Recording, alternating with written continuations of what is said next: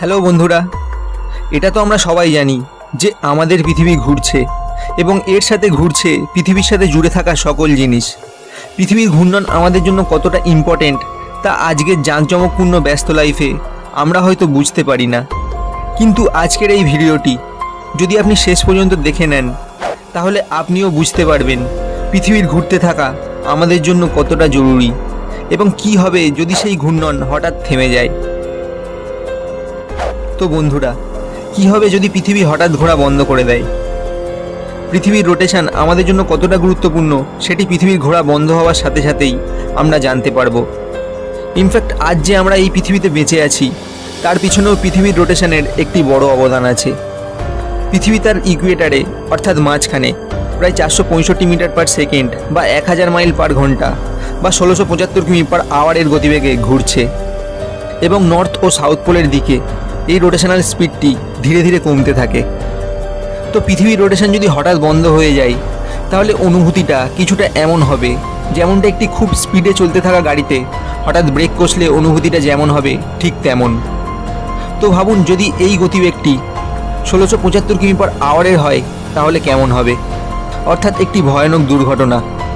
আমরা সবাই আমাদের জীবনে এই জিনিসটি অনুভব করেছি, যেমনটি কোনো চলতে থাকা বাস বা গাড়িতে যদি হঠাৎ ব্রেক কষে তাহলে আমরা সামনের দিকে ঝুঁকে পড়ি।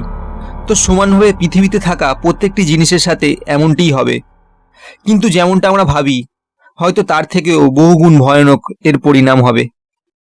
এবং সেগুলি হলো, নাম্বার 1, সব কিছু ইস্ট ডাইরেকশনের দিকে অর্থাৎ পূর্ব দিকে যাওয়ার চেষ্টা করবে।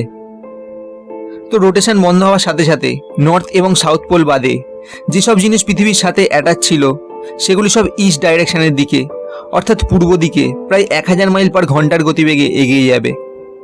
সেটি একটি মানুষ হোক বা কোনো গাছপালা পশু পাখি হোক বা শহরের বড় বড় বিল্ডিং হোক, এটি ম্যাটার করবে না।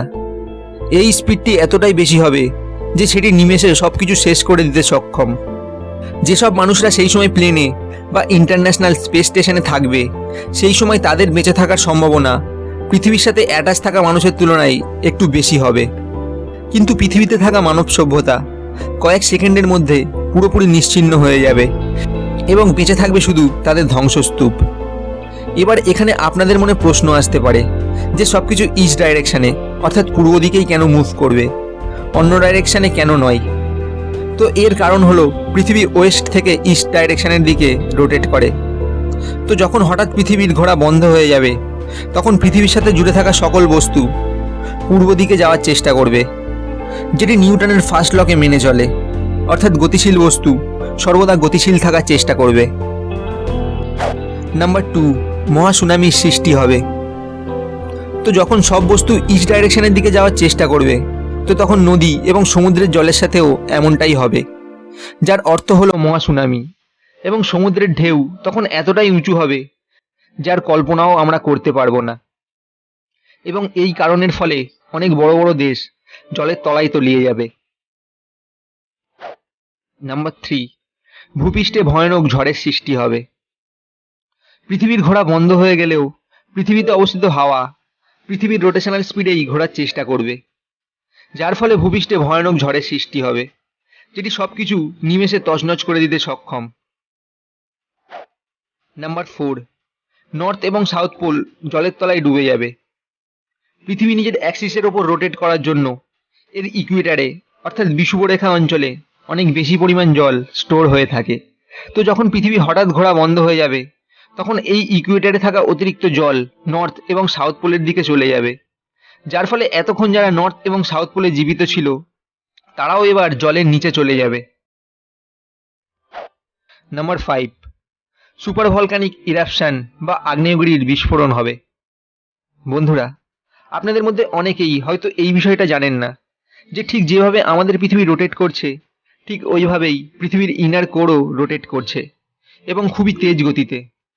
তো যদি পৃথিবীর আউটার সারফেস ঘোরা বন্ধ করে দেয় তো তার মানে এটি নয় যে এর ইনার কোরও সঙ্গে সঙ্গে ঘোরা বন্ধ করে দেবে।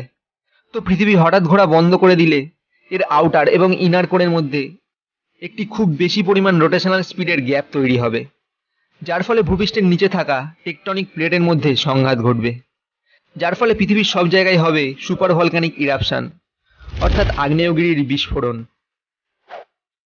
নাম্বার 6, পৃথিবীর একটি অংশে হবে 6 মাস দিন এবং অন্য অংশে হবে 6 মাস রাত।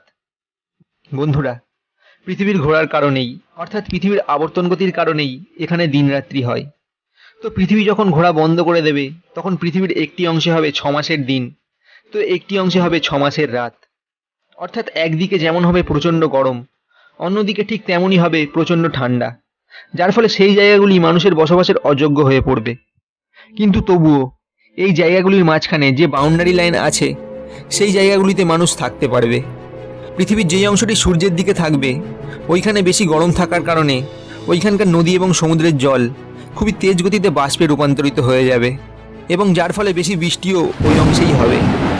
এবং অন্যদিকে পৃথিবীর অন্য অংশে, যেটি সূর্যের অপোজিটে থাকবে, সেই দিকটা খুবই ঠান্ডা হয়ে যাবে।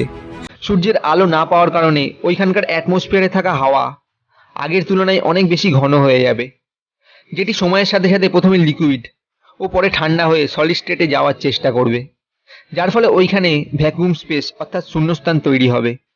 ফলে পৃথিবীর অপোজিট অংশের গরম হাওয়া তেজ গতির সহিত ওই ঠান্ডা এলাকায় প্রবেশ করবে এবং এই রকমভাবেই ঠান্ডা এবং গরম হাওয়ার এক্সচেঞ্জের ফলে যে ঝড়ের সৃষ্টি হবে, সেটি খুবই ভয়ানক হবে। নাম্বার 7, পৃথিবীর ম্যাগনেটিক ফিল্ড নষ্ট হয়ে যাবে। পৃথিবীর ম্যাগনেটিক ফিল্ড আমাদের সূর্যের কসমিক রেডিয়েশন থেকে রক্ষা করে এবং এই ম্যাগনেটিক ফিল্ডটি পৃথিবীর রোটেশনের ফলে ডায়নামো এফেক্টের কারণে উৎপত্তি হয়। তো রোটেশন বন্ধ হওয়ার ফলে এই ম্যাগনেটিক ফিল্ডও উধাও হয়ে যাবে এবং পৃথিবীতে অবস্থিত সকল জীব সূর্যের এই ভয়ানক কসমিক রেডিয়েশনের কারণে মারা যাবে। কিন্তু সত্যিই কি পৃথিবীর রোটেশন কখনো বন্ধ হবে? বিজ্ঞান কি বলছে? তো বিজ্ঞানীদের মতে আজ থেকে লাখ কোটি বছর পর এমনটি হতেও পারে, কারণ নাসার একটি গবেষণা অনুযায়ী প্রত্যেক 100 বছরে একদিনে 2.3 মিলি সেকেন্ড আরও যুক্ত হচ্ছে, অর্থাৎ দিনের দৈর্ঘ্য বাড়ছে, অর্থাৎ রোটেশন স্লো হচ্ছে। যার মানে হলো আজ থেকে লাখ কোটি বছর পর হয়তো পৃথিবীর রোটেশন বন্ধ হয়েও যেতে পারে। তো বন্ধুরা, যদি কোনোদিন এমন সিচুয়েশন আসে যে আপনি জানতে পারলেন কাল থেকে পৃথিবীর রোটেশন বন্ধ হয়ে যাবে, তাহলে বেঁচে থাকার জন্য আপনি সবচেয়ে প্রথমে কি করবেন? তার নিচে কমেন্ট বক্সে কমেন্ট করে আমাকে অবশ্যই জানান। আর ভিডিওটি ভালো লাগলে ভিডিওটিকে লাইক ও বন্ধুদের সাথে শেয়ার করতে ভুলবেন না। এবং আমাদের এই চ্যানেলটিতে নতুন হলে আমাদের চ্যানেলটি অবশ্যই সাবস্ক্রাইব করে পাশে থাকা নোটিফিকেশন বেলটি অন করে দিন। দেখা হবে পরে আরও একটি ইন্টারেস্টিং ভিডিওতে। ততক্ষণের জন্য goodbye, take care, thanks for watching.